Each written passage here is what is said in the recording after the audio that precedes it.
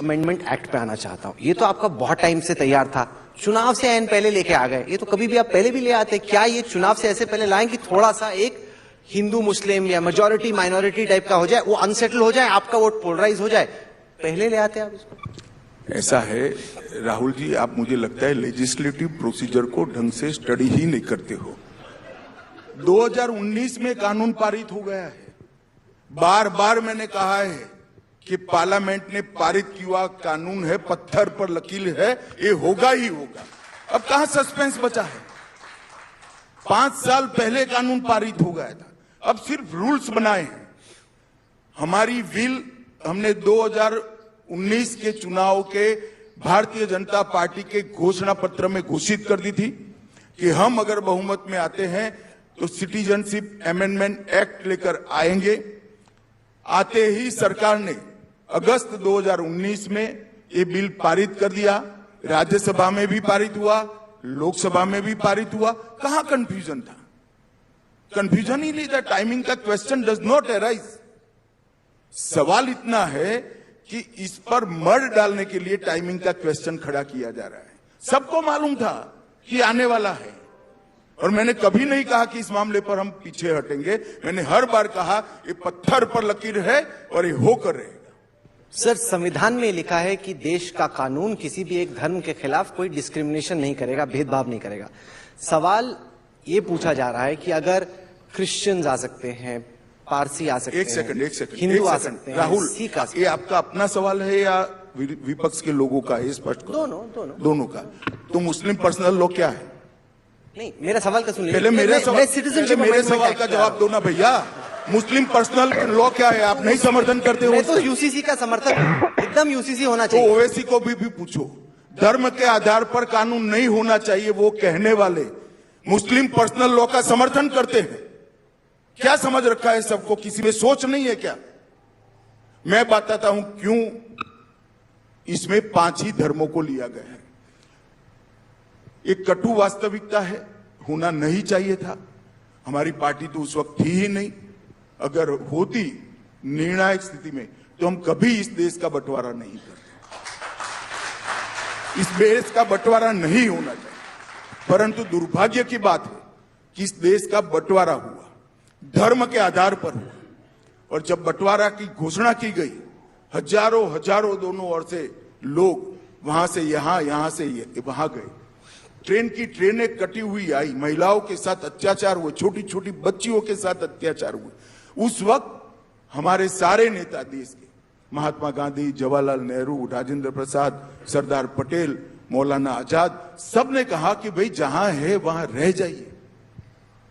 अगर आपको बाद में भारत में आना है तो आपका स्वागत है, हम आपको नागरिकता देंगे। वो कहने का उद्देश्य ये था कि उस वक्त आपाधापी में आने से लोगों की जान न चली जाए। थोड़ा स्थिरता आने के बाद आई है। स्थिरता आने के बाद क्या हुआ मैं बताता हूं। पाकिस्तान में आजादी के वक्त 23% हिंदू थे, 23%। आज 2.7% है। कहां गए भाई? धर्म परिवर्तन 23 से 2.7 कहां गए? धर्म परिवर्तन हो गया। बेशुमार अत्याचार हुए, महिलाओं के साथ बलात्कार हुए, बच्चियों को उठा ले गया, बालिग बच्चियों के साथ निकाह पढ़ लिया गया। वो कहां जाए? वो भारत की शरण में आए। बांग्लादेश में लगभग 23% हिंदू थे, आज 10% से कम बचे। कहां गए? या तो भारत की शरण में आए या तो उनका धर्म परिवर्तन हो गया। अपना सम्मान, अपनी मान्यता खोकर आज जी रहे हैं। और 2 लाख से ज्यादा 1990 में सिख और हिंदू अफगानिस्तान में थे, आज 378 है। कहां गए? और वो लोग अपना धर्म, अपना सम्मान, अपने परिवार की, महिलाओं की इज्जत बचाने के लिए भारत की शरण में आए हैं। और ये कहते हैं हम इनको नागरिकता न दे। क्यों न दे? इनका अधिकार है। उनका अधिकार जितना मेरा और आपका है उतना ही अधिकार इस शरणार्थियों का है और वो देना चाहिए। सर, जब पिछली बार आपका इंटरव्यू हुआ था एजेंडा आज तक और कॉन्क्लेव के मंच पे, आपने कहा था कि जो हिंदू हैं, जो पीड़ित हैं, बांग्लादेश में हो या पाकिस्तान में, अफगान, कहां जाएं? यही देश है, यहीं पे आएंगे। लेकिन क्रिश्चियंस के भी तो अपने देश हैं, थियोक्रेटिक देश हैं, वो तो वहां भी जा सकते। उनको तो हमने नहीं रोका है, वहां चले जाए। भौगोलिक सीमा हमारे साथ सटी है, इसलिए हम यहां बुला रहे हैं।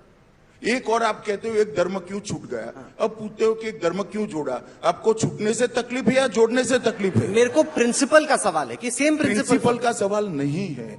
ये तीनों राष्ट्र जहां से शरणार्थियों को हमने स्वागत किया है, ये तीनों राष्ट्र घोषित इस्लामिक स्टेट है।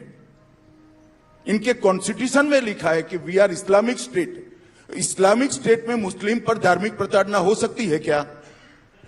नहीं, पर सेक्टेरियन तो हो सकता है। क्या? सेक्टेरियन, जैसे अहमदी, शिया, सुन्नी, उस तरह वो भी का। मुस्लिम है वहां की व्याख्या में। नहीं, पर जैसे पाकिस्तान, ये तो होने को तो हर जगह भूख है दुनिया में, सबको नहीं ला सकते, परंतु ये तीनों देश घोषित इस्लामिक स्टेट है। वहां इस्लाम के अनुयायियों पर प्रताड़ना नहीं हो सकती, धर्म परिवर्तन हो ही नहीं सकता, क्योंकि वो तो इस्लामिक ही है। बाकी सारे धर्म जो वहां विद्यमान थे, सारों को शरण देने का हमने फैसला किया है और उसमें कोई अनुचित नहीं है। 1950 से भारत का जो वादा था, वो वादे को कांग्रेस ने नहीं पूरा किया, भारतीय जनता पार्टी ने पूरा किया। ये अपीसमेंट की वोट बैंक की राजनीति के लिए इसका विरोध कर रहे हैं। नहीं, पर जैसे पाकिस्तान अधिकृत कश्मीर को हम लोग इंडिया मानते, अखंड भारत का हिस्सा मानते, वहां पे अगर किसी का उत्पीड़न हो रहा हो या फिर कोई बलोच हो जो कि वहीं की परिस्थितियों से परेशान है, उसका एक्सप्लॉयटेशन हो रहा भाई, है। पाक ऑक्यूपाई कश्मीर भारत का हिस्सा है, इसमें हिंदू मुसलमान का सवाल पैदा ही नहीं होता। वहां जो मुसलमान है वो भी हमारे हैं, वहां जो हिंदू है वो भी हमारे। ये बड़ी बात बोल रहे हैं आप। बड़ी बात क्या है? मैं पार्लियामेंट में बोला हूं। नहीं कि अगर तुम पीओ शो को बड़ा मत नहीं, बताओ। मैं फिर से कह देता हूं, पाक ऑक्यूपाई कश्मीर भारत का हिस्सा है, वहां का मुसलमान भी हमारा है।